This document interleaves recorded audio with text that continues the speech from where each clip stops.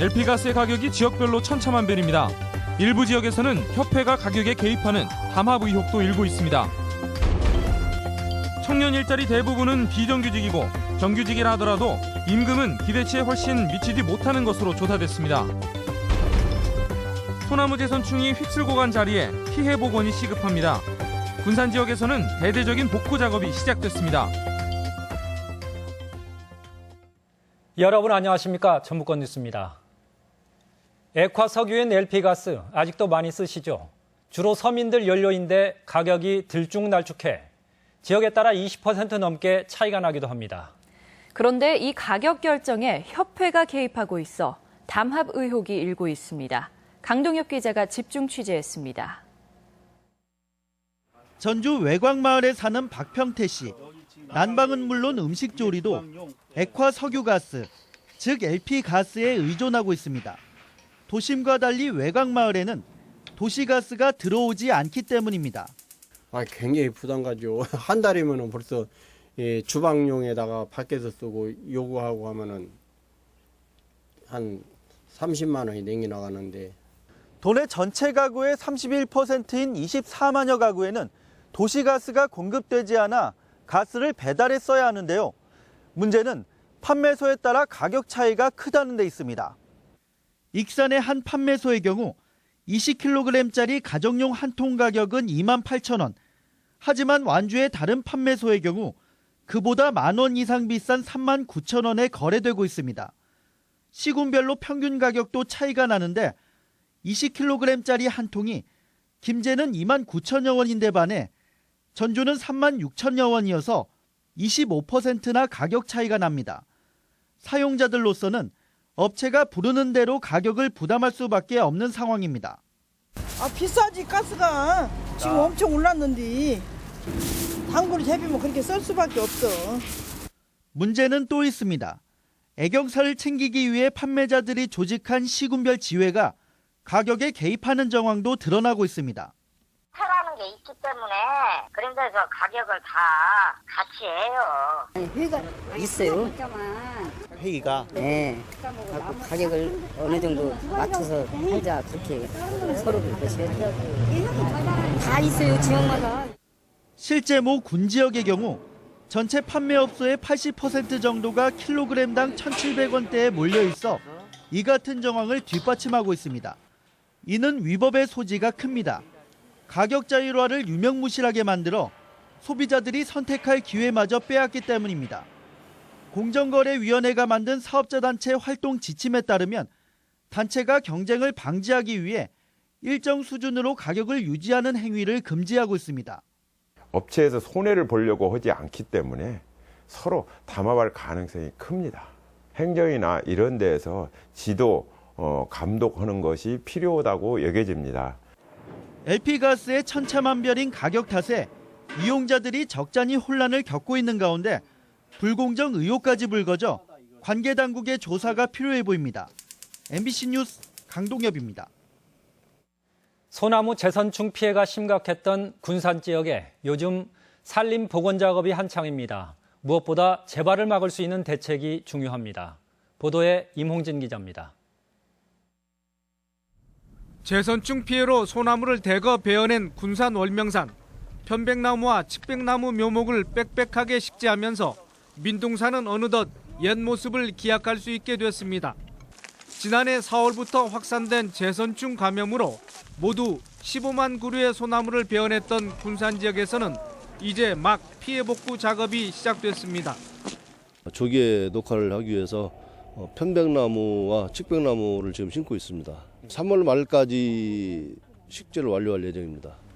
재선충 피해를 입은 산림은 벌목된 소나무를 수거하고 잔가지를 없애야 하는 등 아직도 어수선한 분위기입니다. 하지만 나무 심는 적기를 맞아 적절한 수종을 선택해 재선충이 핥힌 상처를 치유하는 것도 신속하게 진행돼야 합니다. 군산 지역의 경우 하루 50명 이상의 인부가 동원돼 산림 복구 작업에 나서고 있습니다. 공기가 들어가기 때문에 뿌리가 마릅니다. 생땅을 파서 제대로 심으면은 거의 다 100% 산다고 봐야죠. 재선충으로 한바탕 홍역을 치른 산림. 앞으로 제2, 제3의 피해가 발생하지 않도록 예방에 만전을 기해야 함은 물론 신속한 대응과 복구의 중요성도 일깨우고 있습니다. MBC 뉴스 임홍진입니다. 홍윤식 행정자치부 장관과 이동필 농식품부 장관은 오늘 오전 순창에서 열린 함께 가꾸는 농촌운동 발대식에 나란히 참석한 뒤 폐비닐 수거 등의 현장 활동에 참여했습니다. 또 장관급인 이원종 지역발전위원장이 지난 셋들마을 현장을, 여인홍 농식품부 차관은 김제 육종연구단지 조성 현장을 점검하는 등 오늘 하루 중앙부처 장차관급 4명이 동시에 전북을 방문했습니다.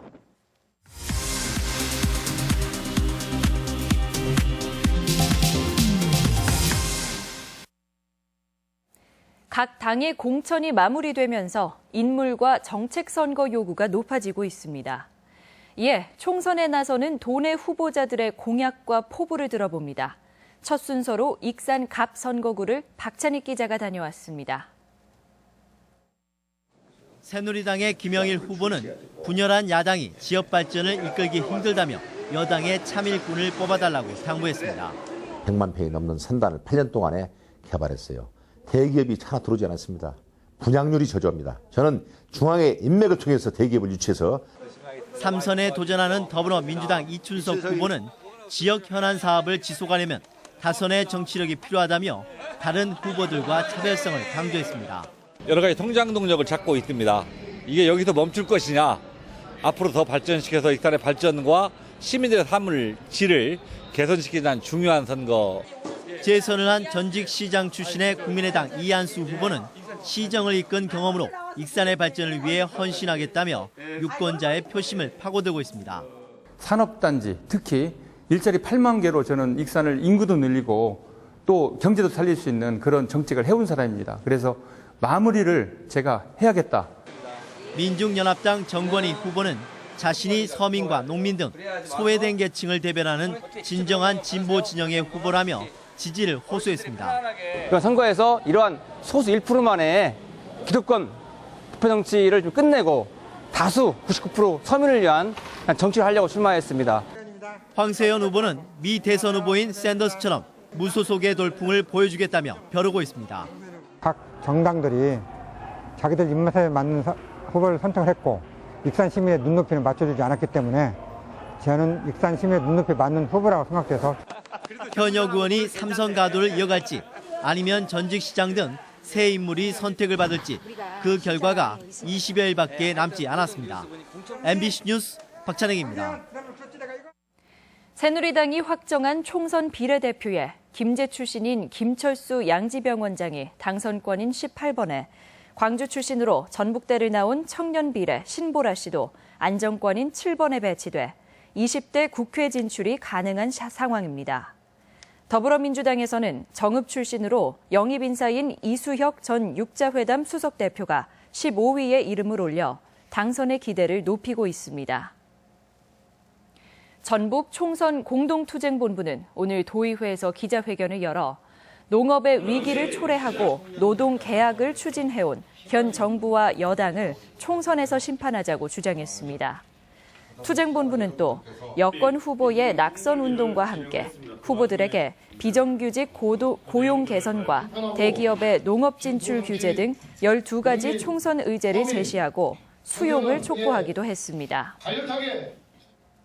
전라북도 선거관리위원회는 내일과 모레 이틀간 오전 9시부터 오후 6시까지 각 지역 선거관리위원회에서 총선 후보자 신청을 접수하며 등록을 마친 후보는 31일부터 거리 유세 등 공식 선거 운동이 가능하다고 밝혔습니다.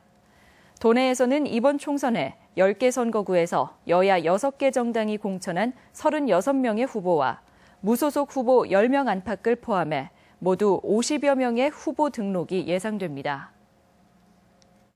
청년층 취업에 일자리 부족 못지않게 고용의 질 악화 문제가 심각합니다. 전주 시내 20, 30대 취업자 10명 중 무려 6명이 근로조건이 열악한 비정규직이었습니다. 고차원 기자가 보도합니다. 올해부터 공공기관에서 비정규직으로 일하는 서지영 씨. 대학 졸업 후 2년간 취업 준비를 했지만 원하는 직장을 얻지 못해 급한 대로 1년짜리 일자리를 택했습니다. 전공을 살릴 수 있는 이제 직업들이 많이 없어서 이력서를 내도 이제 경력 위주로 이제 사람을 뽑아가지고. 전주시가 지난달 25세에서 39세까지 청년층 530명을 대상으로 고용 실태를 조사한 결과 첫 일자리 경험자의 63%는 비정규직이었고 정규직은 37%에 불과했습니다. 임금은 정규직이나 비정규직 모두 열하겠습니다. 응답자의 평균 기대 임금은 216만 원이었지만 정규직은 평균 151만 원을, 비정규직은 평균 123만 원에 그쳤습니다. 이렇다 보니 좋은 여건과 근무 환경을 찾아 직장을 그만두는 경우가 많았습니다. 창업을 권하는 분위기를 반영하듯 20대는 창업 선호도가 압도적이었지만 30대에는 상황이 역전돼 창업보다는 취업을 원하는 쪽이 훨씬 많았습니다.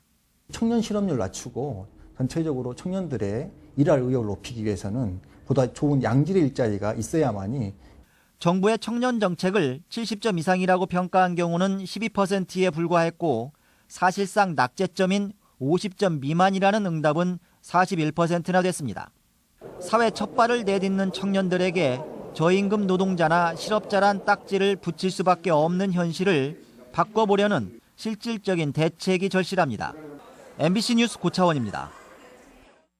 군산경찰서는 경기 화성에서 태어나 군산에 있는 친할머니에게 보내진 이후 할머니가 일했던 식당 손님에게 불법 입양된 뒤 행적이 분명하지 않은 4살 박모군의 소재를 파악 중입니다.